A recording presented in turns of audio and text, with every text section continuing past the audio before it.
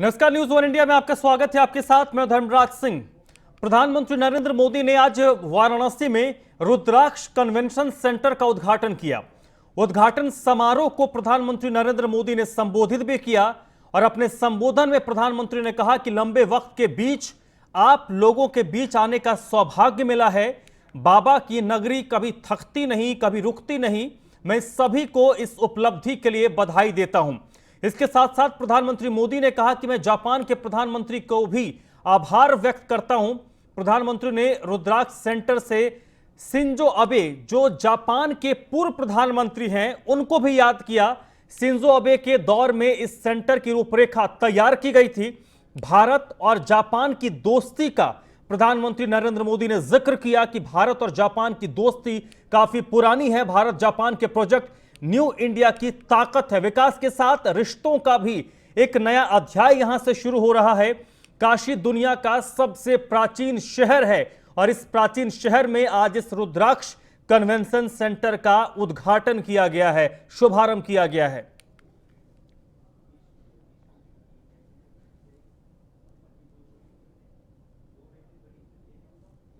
और चलिए आपको सुनवाते हैं अपने संबोधन में प्रधानमंत्री नरेंद्र मोदी ने क्या कुछ कहा है।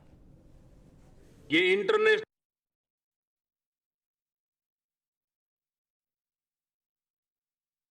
tradition of Varanasi. प्रधानमंत्री नरेंद्र मोदी ने आज वाराणसी में रुद्राक्ष कन्वेंशन सेंटर का दौरा किया और इस दौरान उन्होंने वहां पर जनसभा को संबोधित किया। सबसे पहले तो उन्होंने लंबे वक्त के बाद अपनी जनता के बीच आने का, काशी के सांसद भी हैं प्रधानमंत्री मोदी, तो लंबे वक्त के बाद वो काशी पहुंचे थे और काशी में आज उनका दिन भी बहुत खास था क्योंकि रुद्राक्ष कन्वेंशन सेंटर जो जापान के सहयोग के साथ बनाया गया, जापान के राजदूत यहां पर मौजूद थे। प्रधानमंत्री नरेंद्र मोदी ने इस कार्यक्रम को संबोधित भी किया और इससे एक नई अध्याय की शुरुआत बताई है। बाबा की ये नगरी कभी थमती नहीं, कभी थकती नहीं, कभी रुकती नहीं। विकास की इस नई ऊंचाई ने काशी के स्वभाव को एक बार फिर सिद्ध कर दिया है। कोरोना काल में जब दुनिया ठहर सी गई, तब काशी संयमित तो हुई, अनुशासित भी हुई, लेकिन सृजन और विकास की धारा अविरल बहती रही।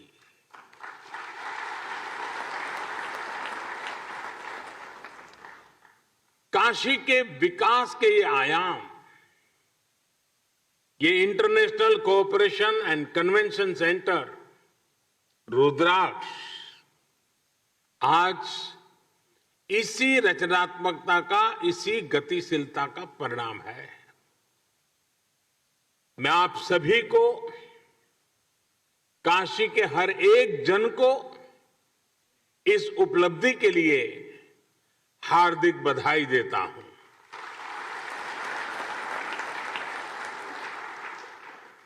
विशेष रूप से मैं भारत के परम मित्र जापान को, जापान के लोगों को, प्राइम मिनिस्टर श्री सुगा योशिहिदे को और एम्बेसडर श्री सुजुकी सातोशी जी को बहुत बहुत धन्यवाद देता हूं। और अभी हमें प्रधानमंत्री जी का वीडियो संदेश भी देखा। उनके आत्मीय प्रयासों से काशी को ये उपहार मिला है। प्राइम मिनिस्टर श्री सुगा योशिहिदे उस समय चीफ कैबिनेट सेक्रेटरी थे। तब से लेकर पीएम की भूमिका तक लगातार वो इस प्रोजेक्ट में व्यक्तिगत रूप से इन्वॉल्व रहे। भारत के प्रति उनके इस अपनेपन के लिए हर एक देशवासी उनका आभारी है।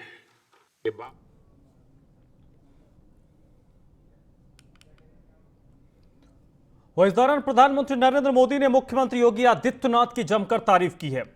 प्रधानमंत्री ने कहा कि योगी जी खूब ऊर्जा लगाकर काम को गति देते हैं। इनकी ये मेहनत पूरे प्रदेश के लिए है। योगी की तारीफ करते हुए प्रधानमंत्री ने कहा कि माफिया राज को योगी जी ने खत्म किया है। अब माफियाओं पर कानून का शिकंजा उत्तर प्रदेश में कसा जा रहा है। आज आतंकवाद पर कानून का शिकंजा है। यूपी में विकास की राह तेजी से बढ़ रही है। यूपी लगातार विकास की गति को बढ़ाया गया है। उन्होंने कहा कि योगी की निष्ठा में कोई कमी नहीं आई है। शासन की योजनाओं का सीधा लाभ आम जनता को मिल रहा है और इसका श्रेय मुख्यमंत्री योगी आदित्यनाथ को जाता है। पहले की सरकारों में लखनऊ आकर फाइलें अटक जाती थीं, लेकिन योगी जी की सरकार में फाइलें आने का इंतजार करती हैं। फाइल आते ही उसका फायदा जनता को मिलता है। और चलिए आपको सुनवाते हैं, प्रधानमंत्री नरेंद्र मोदी ने मुख्यमंत्री योगी आदित्यनाथ की तारीफ में क्या कुछ कहा है, वो आपको हम सुनवाते हैं। आज योगी जी खुद कड़ी मेहनत कर रहे हैं। काशी के लोग तो देखते ही हैं कैसे योगी जी लगातार यहां आते हैं, एक एक विकास योजना की समीक्षा करते हैं, खुद ऊर्जा लगाकर कामों को गति देते हैं। ऐसी ही मेहनत ये पूरे प्रदेश के लिए करते हैं। हर एक जिले में जाते हैं, हर एक काम के साथ खुद लगते हैं। यही वजह है कि यूपी में बदलाव के ये प्रयास आज एक आधुनिक यूपी बनाने में तेजी से आगे बढ़ रहे हैं। आज यूपी में कानून का राज है। माफिया राज और आतंकवाद जो कभी बेकाबू हो रहे थे, उन पर अब कानून का शिकंजा है। वहीं मुख्यमंत्री योगी आदित्यनाथ ने बीएचयू की जनसभा में कहा कि काशी को नई पहचान मिली है। प्रधानमंत्री के मार्गदर्शन में काशी को नई पहचान मिली है। जो अपनी आध्यात्मिक और सांस्कृतिक विरासत को संरक्षित करते हुए विकास की नित नई ऊंचाइयों को छू रहा है, वह नई काशी आज स्मार्ट काशी के रूप में प्रदेश, देश और दुनिया के लिए एक मॉडल बनी हुई है। महामारी के इस पूरे कालखंड के दौरान पूरे देशवासियों को, पूरे प्रदेशवासियों को जो योग्य मार्गदर्शन और नेतृत्व आदरणीय प्रधानमंत्री जी का मिला, दुनिया के तमाम देशों में न केवल उसकी सराहना हुई बल्कि लोगों ने उसे आत्मसात। वहीं योगी जी खूब ऊर्जा लगाकर काम को गति देते हैं। प्रधानमंत्री नरेंद्र मोदी ने अपने संबोधन में मुख्यमंत्री योगी आदित्यनाथ की तारीफ की। उन्होंने कहा कि योगी जी के राज में माफिया खत्म हुआ है, माफिया को योगी जी ने खत्म किया है। अब माफियाओं पर कानून का शिकंजा कसा हुआ है। आज आतंकवाद पर कानून का शिकंजा कसा हुआ है। यूपी में विकास की राह तेजी से बढ़ रही है और यूपी को विकास की तरफ अग्रसर कर रहे हैं। मुख्यमंत्री योगी की निष्ठा में कोई कमी नहीं है। शासन की योजनाओं का सीधा लाभ जनता को मिल रहा है। पहले की सरकारों में लखनऊ जाकर फाइलें अटक जाती थीं, लेकिन योगी जी की सरकार में फाइलें आने का इंतजार करती है और फाइल पहुंचती है और उसके तत्काल बाद जनता को उसका फायदा मिलता है। योगी की तारीफ करते हुए उन्होंने कहा कि योगी जी खूब ऊर्जा लगाकर काम भी करते हैं। तो काशी की धरती से प्रधानमंत्री नरेंद्र मोदी ने उत्तर प्रदेश के मुख्यमंत्री योगी आदित्यनाथ की जमकर तारीफ की है और योगी आदित्यनाथ के कामकाज, उनकी सरकार के कामकाज के तरीके की जमकर प्रशंसा की है।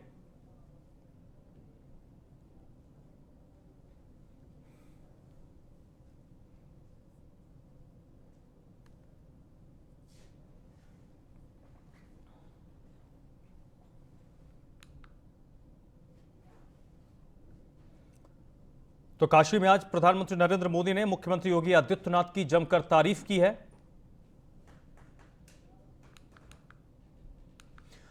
आपको चलिए बताते हैं, जिस रुद्राक्ष कन्वेंशन सेंटर का आज उद्घाटन हुआ है, उसका शुभारंभ हुआ है, जापान और भारत की दोस्ती का ये प्रतीक है। अगर लागत की बात करें तो 186 करोड़ की लागत से इसे तैयार किया गया है। 12 दिसंबर 2015 को इसकी नींव रखी गई थी। 12 दिसंबर 2015 को इसकी नींव पड़ी थी और आज इसका शुभारंभ हुआ है। इस कन्वेंशन सेंटर में एक साथ 1200 लोगों के बैठने की व्यवस्था है। इस हॉल को 2 हिस्सों में विभाजित किया गया है और इस हॉल की अगर खासियत की बात करें तो यहां पर जो कुर्सियां लगाई गई हैं वो वियतनाम से लाई गई हैं। वियतनाम से आई कुर्सियां यहां पर लगाई गई हैं। जापान का ऑडियो और वीडियो सिस्टम यहां पर लगा हुआ है इस कन्वेंशन सेंटर में। कन्वेंशन सेंटर के बाहर 108 सांकेतिक रुद्राक्ष लगे हैं। रुद्राक्ष को काफी शुभ माना जाता है। इसके अलावा दिव्यांगों के लिए व्हील चेयर की भी व्यवस्था यहां पर है, ताकि कोई अगर दिव्यांग आता है तो उसे किसी तरीके की कोई प्रॉब्लम ना हो। गैलरी, सीढ़ी, लिफ्ट, शौचालय, फूड कोर्ट और हॉल यहां पर है। कुल मिलाकर अब बात करें ओवरऑल तो 3 एकड़ में यह रुद्राक्ष कन्वेंशन सेंटर फैला हुआ है और यह अत्याधुनिक कन्वेंशन सेंटर है जिसका शुभारंभ आज प्रधानमंत्री नरेंद्र मोदी ने किया है। भारत और जापान की दोस्ती का यह प्रतीक है। कुल मिलाकर 186 करोड़ की लागत से इसको तैयार किया गया। 2015 में इसकी नींव पड़ी थी 12 दिसंबर को और आज 2021 में प्रधानमंत्री नरेंद्र मोदी ने इसका शुभारंभ किया। शुभारंभ के वक्त जापान के राजदूत मौजूद थे। इसके अलावा जापान के जो प्रधानमंत्री हैं वो वर्चुअल माध्यम से इसमें जुड़े थे। इस हॉल की खासियत क्या है वो इस वक्त आपको बता रहे हैं। मुजफ्फरनगर से अगली खबर है, जहां पर समाजवादी पार्टी के कार्यकर्ताओं की गुंडागर्दी देखने को मिली है। प्रदर्शन के दौरान पार्किंग वाले की जमकर पिटाई कर दी गई और बड़ी बात यह है कि जिस वक्त समाजवादी पार्टी के कार्यकर्ता ये गुंडाई कर रहे थे उस वक्त वहां पर पुलिस वाले मौजूद थे। पुलिस की मौजूदगी में पार्किंग वाले के साथ मारपीट की गई है। मुजफ्फरनगर में सपा कार्यकर्ताओं की गुंडागर्दी देखने को मिली है। समाजवादी पार्टी के कार्यकर्ता प्रदर्शन कर रहे थे और प्रदर्शन के दौरान एक पार्किंग वाले के साथ मारपीट की गई है। बड़ी बात यह है कि पुलिस की मौजूदगी में यह मारपीट की गई है।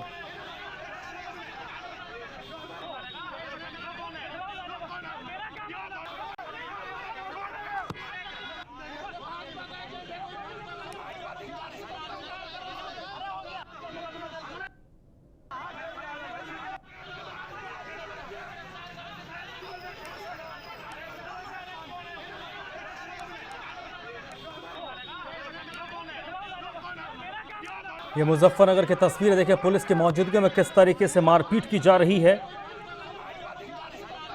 समाजवादी पार्टी के प्रदर्शन के दौरान ये पूरा बवाल हंगामा हुआ है और पुलिस बीच बचाव की कोशिश कर रही है, लेकिन समाजवादी पार्टी के कार्यकर्ता मानने को तैयार नहीं थे और पुलिस की मौजूदगी में ही मारपीट की जा रही है।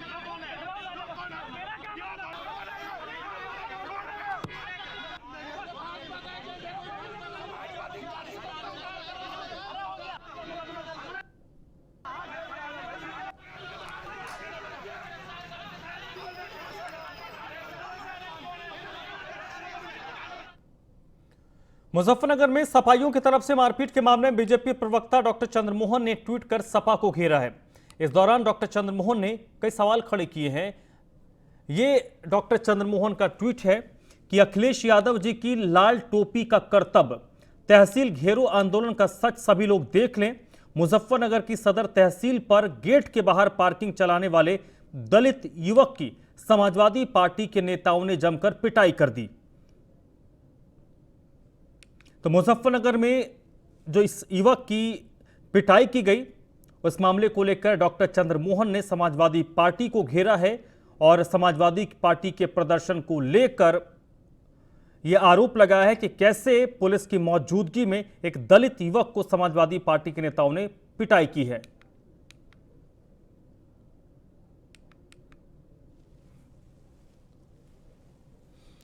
डॉक्टर चंद्रमोहन के इस ट्वीट का लबुलवाब आप देखिए जो उन्होंने ट्वीट किया है।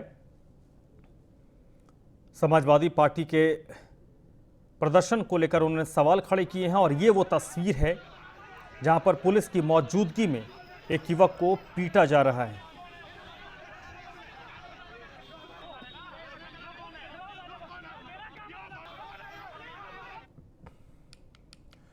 अगली खबर आगरा से है, जहां पर एक अपहरित डॉक्टर को पुलिस ने बरामद किया है। आगरा राजस्थान की पुलिस ने सकुशल डॉक्टर को बरामद किया है। चंबल के बीहड़ से बदमाशों के चंगुल से डॉक्टर को मुक्त करवाया गया है और यह कार्रवाई आगरा और राजस्थान की पुलिस ने मिलकर किया है। थाना एतमदुल्ला इलाके के ट्रांस यमुना कॉलोनी से डॉक्टर का अपहरण किया गया था और डॉक्टर के अपहरण के बाद आगरा के साथ साथ जो लगता हुआ राज्य है राजस्थान और वहां की पुलिस को भी अलर्ट किया गया और बीहड़ से सकुशल डॉक्टर को बरामद किया गया है। डॉक्टर को उठाया गया था और संभवतः फिरौती की मांग होती, लेकिन पुलिस की तरफ से या दो राज्यों की पुलिस, उत्तर प्रदेश पुलिस और राजस्थान की पुलिस की तरफ से यह कार्रवाई की गई और सकुशल डॉक्टर को बरामद किया गया है। देखिए, आगरा के एतमादौला क्षेत्र में एक डॉक्टर जिनका नाम उत्तम जो गुप्ता है, उन्होंने उनका अपहरण की सूचना पुलिस को प्राप्त न हुई थी। सूचना पर विश्वास करते हुए तुरंत हम लोगों ने मुकदमा उसमें पंजीकृत किया था और इसमें ये पता चल रहा था सारा, जब हम लोगों ने सर्विलांस और इसका एनालिसिस किया था कि कहीं ना कहीं राजस्थान से लिंक ये चीज़ें हैं। हम लोगों ने राजस्थान पुलिस से कोऑर्डिनेट किया, भोजपुर पुलिस से पर्टिकुलरली हम लोगों ने कोऑर्डिनेट किया। दो लोगों को गिरफ्तार करने में कामयाबी जो इस जॉइंट ऑपरेशन में मिली है और साथ ही में जो डॉक्टर साहब हैं उनका भी सेफ रेस्क्यू यहाँ से हुआ है। देखिए, तो आगरा से डॉक्टर का अपहरण हुआ और अपहरण की सुई डकैतों की तरफ गई। बीहड़ से इसका कनेक्शन था। तत्काल आगरा पुलिस ने इस मामले को लेकर राजस्थान पुलिस से संपर्क साधा, क्योंकि अमन जो इस तरीके का अपहरण होते हैं उसके बाद सीधे सीधे जो बीहड़ में सक्रिय डकैत हैं वो राज्य बदल देते हैं, तो पुलिस के लिए मुश्किलात होती हैं। तो राजस्थान पुलिस से मदद मांगी गई और आखिरकार डॉक्टर को सकुशल बरामद किया गया है। भारतीय किसान यूनियन के राष्ट्रीय प्रवक्ता राकेश टिकैत एक निजी कार्यक्रम में शामिल होने के लिए पीलीभीत पहुंचे। इस कार्यक्रम के दौरान उन्होंने मीडिया को बताया कि जनसंख्या कानून सही है, लेकिन यह राष्ट्रीय स्तर पर लागू होना चाहिए और आने वाले विधानसभा चुनाव के बारे में भी उन्होंने बात की। राकेश टिकैत ने कहा, किसान आंदोलन तब तक चलेगा जब सरकार कानून वापस नहीं लेती है। 5 सितंबर में पंचायत होगी, वहां संयुक्त मोर्चा फैसला लेगा, तब सरकार के पास भी समय है।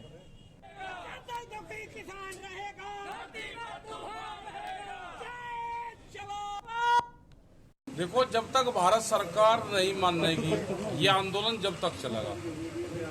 भारत सरकार को बातचीत करनी पड़ेगी। जो ये कानून लेकर आई है वो इन कानून को वापसी लेना पड़ेगा। ये कानून किसान विरोधी है, उसी हिसाब से यहाँ पर मंडियों में भाव नहीं मिलता। ये कानून जिस दिन पूर्ण रूप से लागू हो जाएगा, किसान बर्बाद होगा, अनाज गोदामों में बंद होगा, रोटियों तिजोरी में बंद होगी, भूख के आधार पे देश में रोटियों की कीमतें लगेगी और जो गरीब आदमी है जो शहरों में रहता है, कोई भी आदमी है, उस पर महंगाई की मार और ज्यादा पड़ेगी। किसान रहेगा,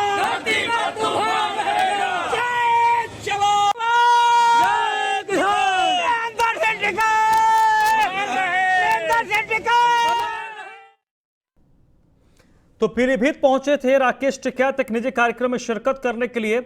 सवाल उनसे पूछा गया कि कब तक किसानों का आंदोलन चलेगा। जवाब वही पुराना था कि जब तक भारत सरकार 3 कानूनों को वापस नहीं लेती है तब तक किसान आंदोलन अपना अनवरत जारी रखेगा।